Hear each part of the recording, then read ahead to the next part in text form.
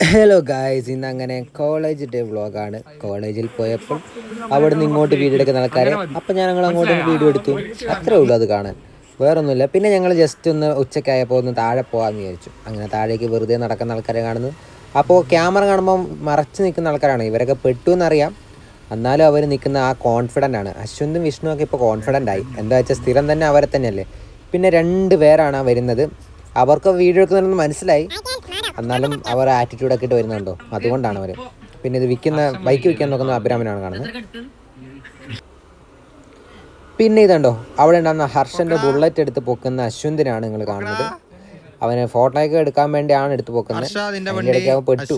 അവിടെ എങ്ങനെയെങ്കിലും സഹായിക്കണം എന്ന് പറഞ്ഞിട്ടാണ് അശ്വന്ത് അവിടെ നിൽക്കുന്നത്.